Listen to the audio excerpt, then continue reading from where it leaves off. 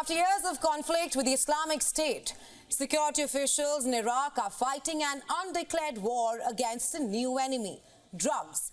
In our next story, we tell you the story of Iraq, how it went from a drug-free country to a narcotics hub.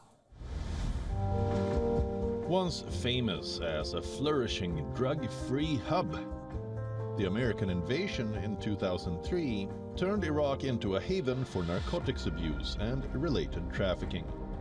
There are high levels of unemployment in the country, which has systematically triggered a cycle of violence and abuse. The biggest victims are young Iraqis. Understanding the gravity of this problem, the Iraqi government has launched several anti-terrorism and anti-drug missions in recent history. Their target group is the youth, and their position of choice, synthetic drugs. The primary objective is currently drugs, followed by the fight against terrorism.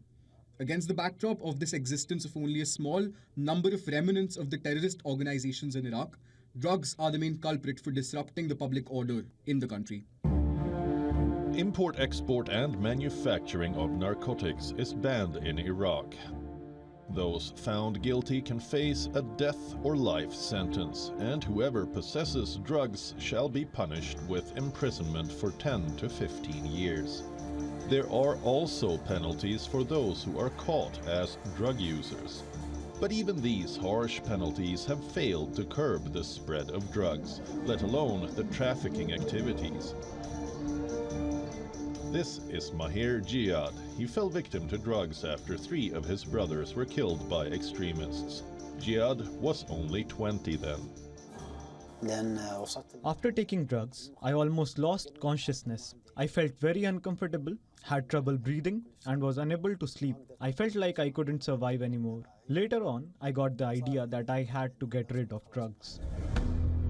12 years later, Jihad now works in a public welfare organization. He is actively engaged in drug rehabilitation and psychological therapy. He has helped nearly 50 young Iraqis quit drugs. Drug dealing is one of the main ways to fund terrorism, and the circulation of drugs thrives in the shadow of terrorism.